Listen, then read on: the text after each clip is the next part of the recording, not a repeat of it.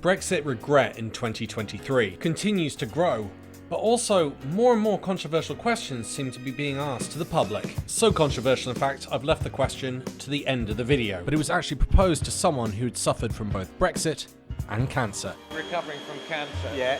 Which has hit you harder, this or Brexit? In this video, we're going to answer that question at the end. In the meantime, I'm going to show you a large amount of people regretting Brexit. Have a listen to this Brexiteer compare it to a biblical apocalypse. Obviously COVID, Ukraine, zero COVID in China.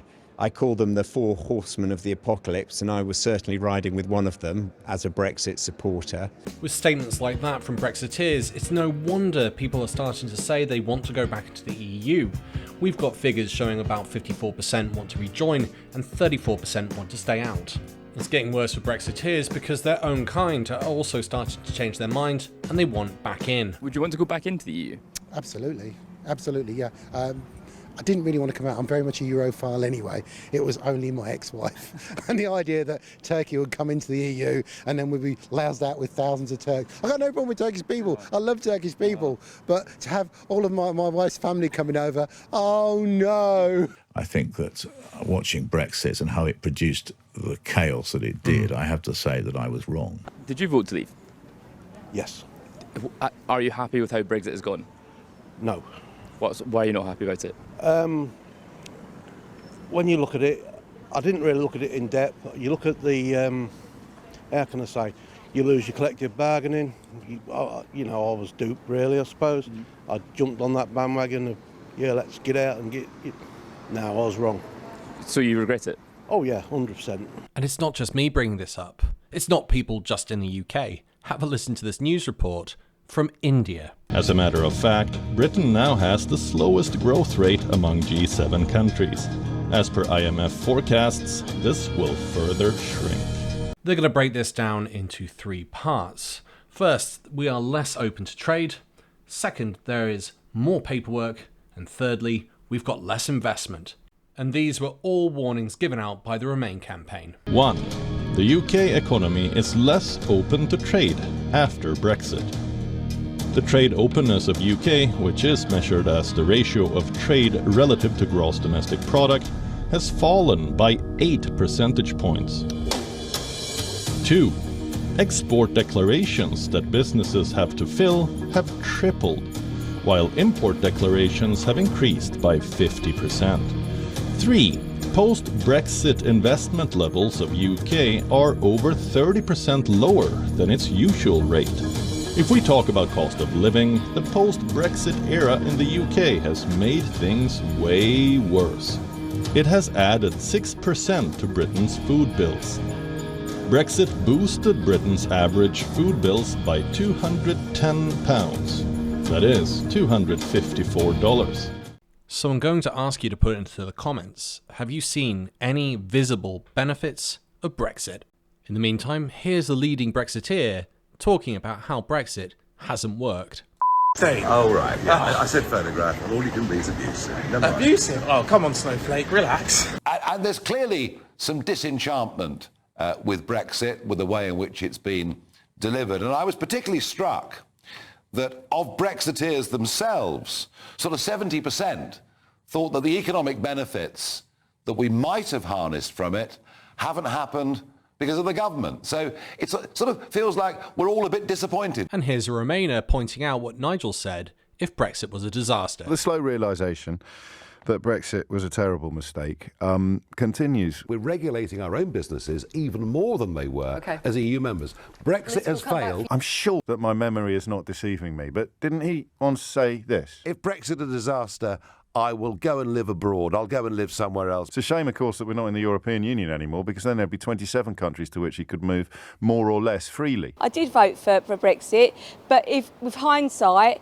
if I could change my vote, I would change it now, because I think, I feel that, I was missold the information to begin with. Are you happy with how Brexit has gone? No, I don't think I'm happy with how Brexit's gone. I think, bear in mind mine was a particular reason and whatever, but as far as Brexit's concerned, it was ill thought out. It's led to all kinds of issues, especially with Northern Ireland. Interesting that he brings up the issues of Northern Ireland. Have a little listen to this from an MP from Northern Ireland talking about how he doesn't regret Brexit, he just regrets the outcomes. The problem is Brexit, isn't it? I mean, do you ever find yourself, regretting having backed Brexit, which has backed you into this corner? Well, there's a number of things I do regret. I'll tell you, I don't regret voting against the Belfast Agreement, and I don't regret voting for Brexit. What I do regret is the outcome. The outcome, as eloquently put in Weon, was it's a downturn. It's shrinking the economy. And there's only two options for the UK at the moment.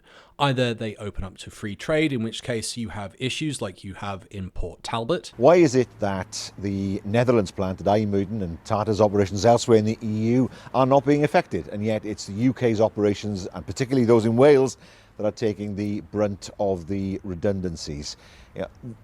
There is something there, a question there that I think needs to be addressed. Well, when you leave one of the world's biggest markets, it's inevitable that you will not have the same ability to export unless you put in place a series of arrangements that enable you to do as you did before. That hasn't happened in the UK. And what's making it worse is that businesses now are thinking, well, what happens if the Conservative Party takes a far more hardline view in terms of Brexit? What does that mean in terms of our business model? All that uncertainty makes the UK a more difficult place in which to invest. It is inevitable that if there are barriers put up between one market and another, that's not going to help somebody selling into that second market. And that's what we've seen recently, of course. I think the uncertainty surrounding Brexit, the uncertainty in terms of the future, the civil war that's taking place inside the Conservative Party, all these things are factors that any business that's looking to export to the EU will take into account when deciding to invest in the UK. And here's a steelworker from Port Talbot saying he regrets voting for Brexit. I love to stay in the steelworks. I'd love to be given the opportunity to carry on working there. But I just don't know at the moment. But the Tories were the ones that promised to save steel. Yeah. But nothing's come to fruition. There's not a lot of opportunities left in this area. Voted Conservative in the past? Yes. When? I think it was Brexit I did. Did you vote leave? Yes. What was the main reason? Well, there's, you see, I see the European Union, there's a lot of them are unelected, or I don't know if you know your local European, when we was in there, your local European MEP. Nobody does. So you voted Brexit then. How do you feel about that vote now? Have you done it differently? Probably would have done it differently now, the way the world's going, because it's a lot more unstable than it was 7 years ago. Or you can go protectionist, which is probably what the Labour government are going to do. But if you do that, you're going to shrink the economy because you put tariffs on everything coming into the UK, which means more costs, therefore reduced profit, therefore it's not that worthwhile for companies to invest. But also, you've got issues of prices going up, and on top of that, the pound has never recovered since Brexit, so that means costs have increased. Next up, a pro-Brexit journalist talking about how much he regrets it. I wanted to start by asking you about Brexit and your current views on Brexit. You were a very strong Eurosceptic once upon a time.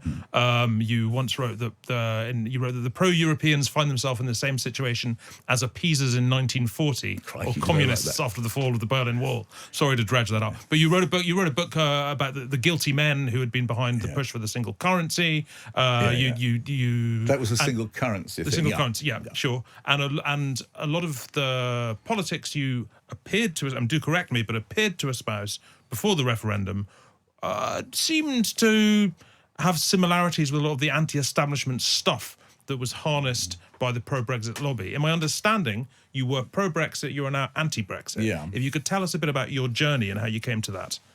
I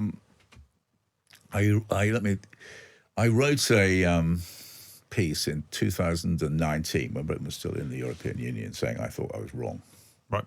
I supported Mrs May's deal. In 2009, so post-Brexit, but before post-Brexit, before Britain left. Post-referendum, before the deal. Sure. Sorry, I apologise. Yeah, post-referendum. Yeah, and then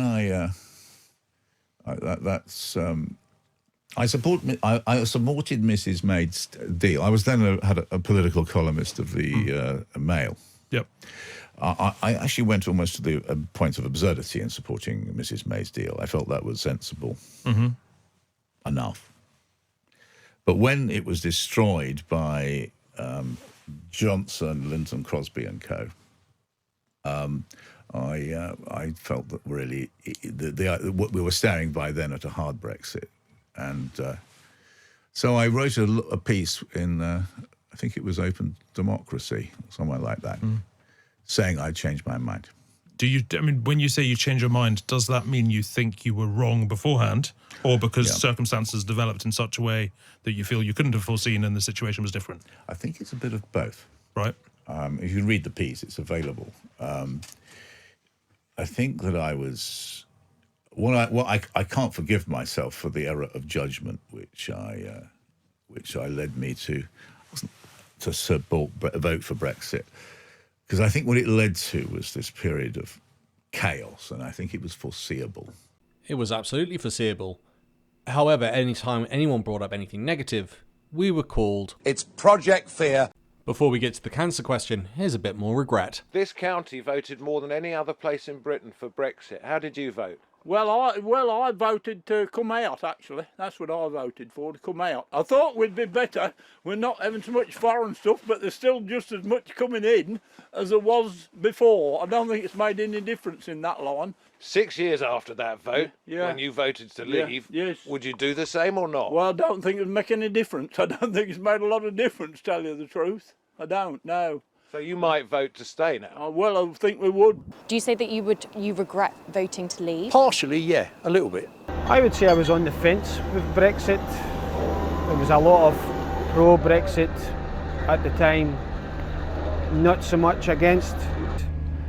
But now it's reality. Careful what you wish for, not so good, but... I'm not sure we wanted to be out of Europe because we all want to trade with our neighbours. Why wouldn't you? Strange that you wouldn't want to trade with your neighbours.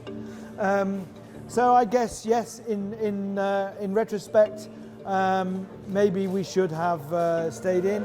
You've just had chemo, you're recovering from cancer. Yeah. Look, perhaps a silly question, but which has hit you harder, this or Brexit? Brexit.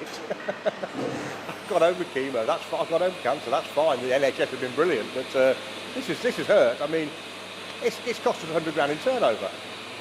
I couldn't believe he asked it, but I'm not that shocked at the answer, which I feel is quite strange. Anyway, thank you to all my lovely patrons and YouTube supporters who keep this channel going and growing. If you'd like to also help out the channel for free, just click the like and subscribe button. That helps me buy coffees, which keeps me up all night making videos just like this. Thanks for listening. Bye for now.